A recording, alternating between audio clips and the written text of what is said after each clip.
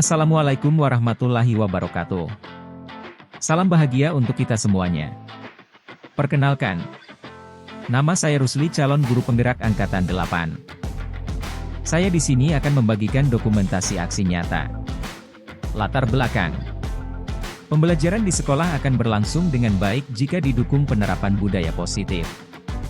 Dengan budaya positif, akan terwujud pembelajaran yang berpihak kepada siswa sehingga siswa bisa belajar dengan aman, nyaman, dan senang. Untuk mendukung terwujudnya budaya positif di sekolah perlu adanya pembentukan keyakinan kelas dan penerapan segitiga restitusi. Di SMA Negeri 20 Batam tidak semua guru paham tentang keyakinan kelas dan segitiga restitusi. Oleh karena itu, perlu dilakukan sosialisasi tentang pembuatan keyakinan kelas dan penerapan segitiga restitusi bagi para guru di SMA Negeri 20 Batam. Tujuan kegiatan.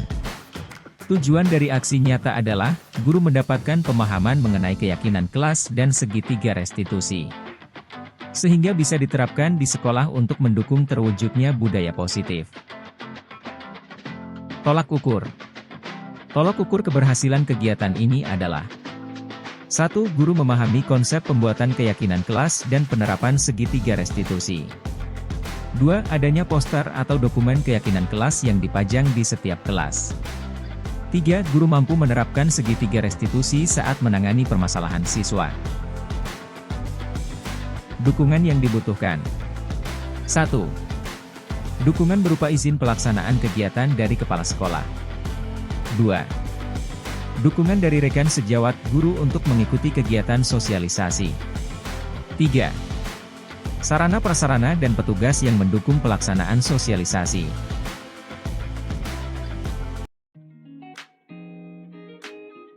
Baiklah.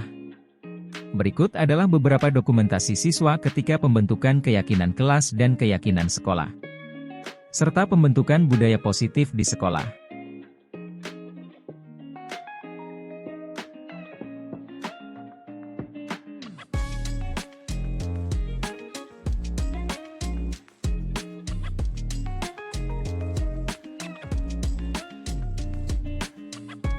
Aksi nyata budaya positif, forum berbagi aksi nyata pada modul 1.4. Di kesempatan Bapak Ibu untuk hadir di pertemuan kali ini, dan di pertemuan kali ini di aksi nyata ada 6 Bapak Ibu. Di sini ada disiplin positif, ada teori motivasi, ada keyakinan kelas, ada kebutuhan dasar manusia, dan 5 posisi kontrol, dan yang terakhir segitiga restitusi. Ini semua budaya-budaya positif yang ada di yang harus kita lakukan di sekolah, dan mungkin bisa jadi restitusi segitiga ini dan 5 posisi kontrol itu kita lakukan, tapi kita tidak sadar bahwa saya sudah posisi kontrol. Tapi yang mana dibilang 5 posisi kontrol Bapak? Di sini bagian di dosen dalam bentuknya restitution restoratif disiplin 1998 membawa bahwa guru perlu meninjau kembali penerapan disiplin di dalam ruang kelas mereka selama ini. Apakah telah efektif? Apakah berpusat mendidikan murid? Bagaimana dan mengapa? Jadi di sini dia melakukan riset, dan menurut risetnya Dr. William Glasser berkesimpulan ada 5 posisi kontrol yang diterapkan seorang guru, orang tua ataupun atasan dalam melakukan kontrol. Jadi ini ada 5 kontrol Bapak Ibu. Saya yakin kita lakukan atau kita melakukan di kelas kita. Jadi pertama Bapak Ibu ada penghubung. Jadi nanti saya contohkan ini kata-kata itu yang membantu penghubung. Dan saya pernah kata-kata itu saya pernah lakukan, dan ternyata setelah saya belajar di penggerak, ternyata saya salah sekali. Jadi nanti saya berikan sebelum ketemunya kata-katanya seperti apa. Yang kedua, membuat merasa bersalah. Bagaimana kalimatnya? Yang ketiga, kita jika sebagai seorang guru Bapak Ibu tidak masalah menjadikan teman Bapak Ibu sama peserta didik, tetapi ada tanda kutip. Tanda kutip di sini sebagai teman, kita di sini ada namanya keyakinan kelas dan keyakinan sekolah yang selama ini kita bilang peraturan. Kalau bisa diganti, bukan lagi peraturan yang kita gunakan atau tata tertib kelas atau sekolah, tapi kita ganti dengan keyakinan. Kan beda Bapak keyakinan dengan peraturan. Kalau peraturan pasti ada hukum punishment. Tapi kalau keyakinan yang kita yakini bahwa bolos atau tidak belajar pada waktunya berarti tidak sesuai keyakinan kelas kita, atau menggunakan sepatu selain berwarna hitam datang ke sekolah, itu bukan keyakinan sekolah kita bahwa kita harus menggunakan sepatu warna putih. Kemudian sebagai pemantau, sebagai pemantau, dan yang terakhir adalah sebagai manajer. Yang pertama kita masuk di bagian hukum. Ya, di sini Bapak Ibu. Bisa jadi kita pernah lakukan ini. Kita tanya siswa, patuhi aturan saya. Awas. Biasa kita komunikasikan. Dan saya juga pernah melakukan apa yang saya lakukan. Tapi kan setelah kita tahu teorinya ternyata tidak harus untuk sistem saya sama siswa. Kemudian kamu selalu saja sama. Nah, itu juga tidak. Berarti ketika Bapak Ibu mengatakan seperti itu, berarti Bapak Ibu adalah sebagai seorang guru yang tukang berbohong. Jadi jangan kata-kata. Yang terakhir selalu yang terakhir. Kalau kita ujian pasti tanya lagi berarti nggak gurunya mengulang. Itu selesai. Mau jadi selalu terakhir menjaga tugas. Kan terkadang kita lanjut. Oke, lanjut karena ini kita masuk di pembuat salah. Yang mana kalimat ini? Nah ini ibu sangat kecewa sekali. Jadi anak-anak itu tampak diberitahu kesalahannya. Ketika dia ucapkan ibu atau bapak sangat kecewa sekali dengan kamu, dia berpikir. Kemudian berapa kali bapak harus memberitahu kamu ya? Berarti ketika kita ucapkan begini, anak-anak itu merasa bahwa oh ya, I'm wrong, saya salah. Dan yang ketiga, gimana coba kalau kamu begini? Sekarang kami sekolah seperti seperti kemarin memang sudah ada yang saya tak begini. Jadi tidak menarik. Menurut salah artinya kita pun tidak untuk siswa menyadari kesalahannya. Iya. Kalau yang tadi kemarin tidak. Oke, lanjut Bapak Ibu sebagai teman. Nah, kalau sebagai teman di sini, ayolah bantu Bapak, ayolah bantu ini Bapak ya. Kan bisa kita tanya begitu dari siswa kalau dia melakukan kesalahan, ayo semangat. Kemudian, ayo ingat tidak dan ayo ingat tidak bantuan Bapak selama ini. Nah, berarti anak itu merasa kita rangkul. Ketika kita ucapkan seperti ini, berarti sebagai teman. Atau ya sudah kali ini dengan Bapak, nanti ibu bantukan sekali. Ya kan begitu saja. Berarti anak itu kita anggap sebagai teman dan pasti psikologisnya akan semakin membaik dan dia akan Bapak Ibu. Di Ki Hajar Dewantara juga mengatakan ketika lahan subur itu Bapak Ibu tidak diberikan pupuk yang bagus, tidak dipegang oleh petani yang ulet seperti kita guru ibaratkan petani yang merawat tanamannya. Ketika kita tidak berikan siswa sesuai dengan porsinya, maka tanaman tersebut tidak akan tumbuh optimal. Seperti siswa Bapak Ibu, meskipun dia ada bibit unggul, kalau kita tidak memberikan pupuk yang baik atau apa-apa yang dia butuhkan, maka tidak akan menjadi siswa yang optimal dalam kehidupannya, sehingga dia tidak bisa berdiri sendiri tanpa orang lain. Jadi kita harus tuntun mereka untuk belajar yang baik, untuk masa depan mereka yang lebih baik. Jadi kita tuntun sesuai dengan minat dan bakat. Oke, yang keempat Bapak Ibu, pemantau. Yang mana dibilang pemantau? Peraturannya apa? Berarti Bapak ini pemantau, Ibu ini pemantau, dia pantau terus. Peraturannya apa? Taruhlah anaknya melakukan kesalahan pakai sepatu putih ke sekolah.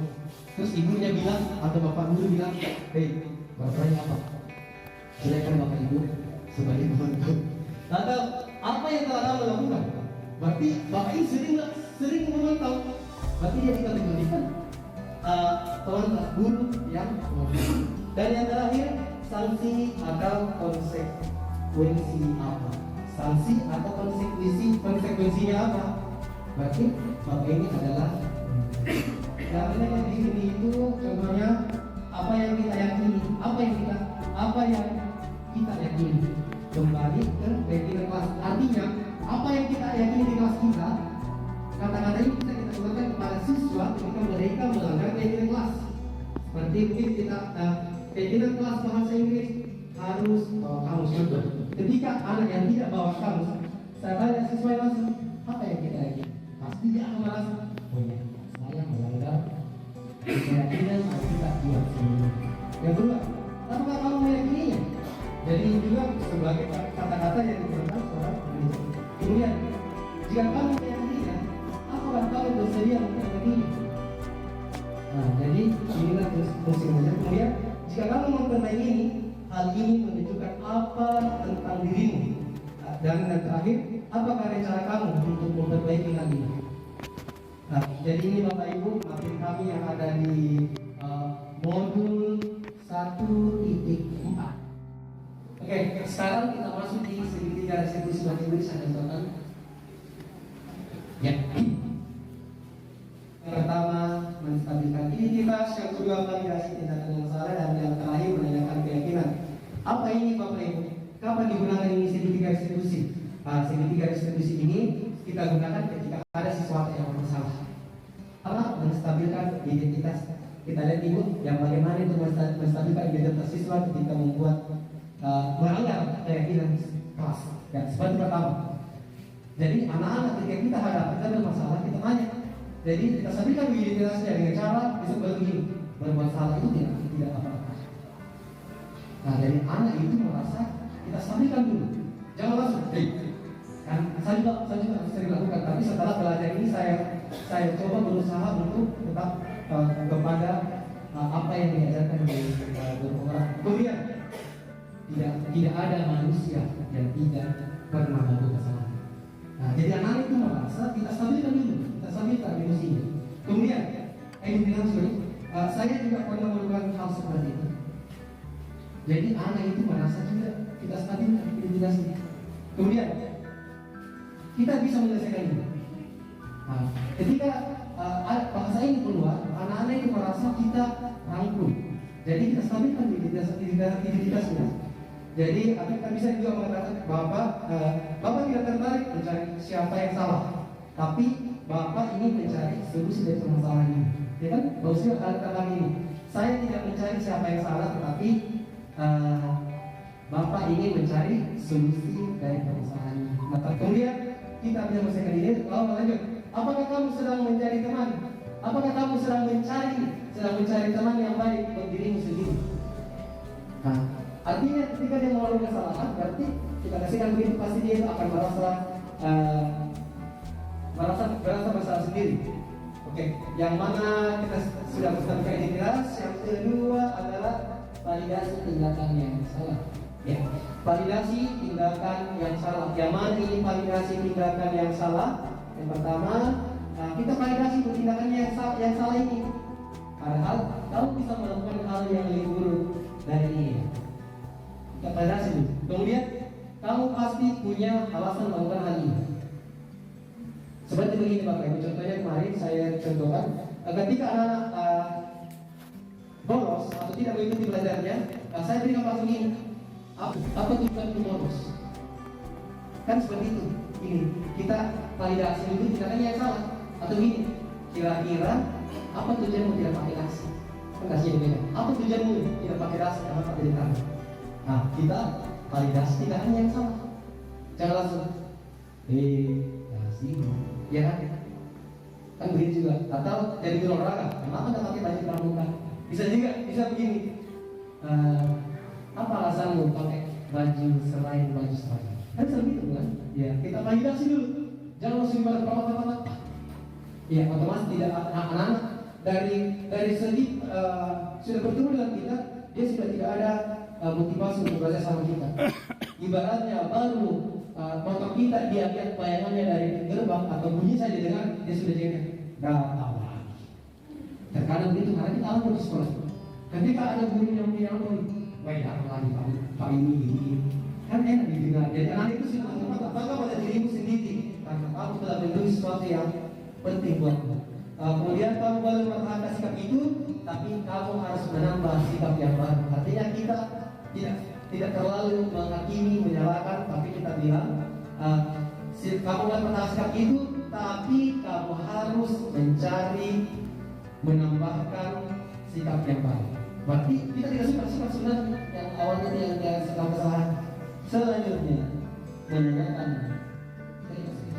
Ya, menanyakan keyakinan Bapak Ibu ya segitiga restitusi bagi ketiga ya itu menanyakan keyakinan. Jadi kita tanyakan keyakinannya seperti keluar kelas pembelajaran. Jadi kita tanyakan kira-kira dengan tidak mengikuti pembelajaran dengan tidak mengikuti belajar pada saat mulai berlangsung, apakah itu sikapnya benar? Berarti kita tanyakan keyakinannya. Kan keyakinan kelas kita tadi bahwa tidak boleh keluar kelas ketika pembelajaran sedang berlangsung. Kemudian apa nilai-nilai yang telah kita sepakati? Berarti kita kembali ke keyakinan yang kita buat sebelumnya. Jadi ketika anak berbuat kesalahan seperti begini, dia tidak menjalankan tugas. Kita tanya, kan ada kesepakatan awal kita buat sebelumnya bahwa harus mengerjakan tugas tepat waktu. Jadi kita tanya, kita kembalikan semua keyakinan yang telah kita buat sebelumnya. Jadi baiknya mungkin memang kita buat keyakinan kelas sebelum kita mengajar. Kemudian apa bayangan kita tentang kelas yang ideal. Jadi ketika kita tanya kepada siswa, kira-kira kelas yang bagaimana yang ideal menurut kalian semua, dan nanti mereka akan memberikan masukan-masukan. Berarti sehingga nanti masukan itu membuat menjadi keyakinan. Kemudian kamu mau jadi apa? Kau mau jadi orang seperti apa? Berarti kita tanya keyakinannya mau jadi seperti apa? Mau jadi seperti apa?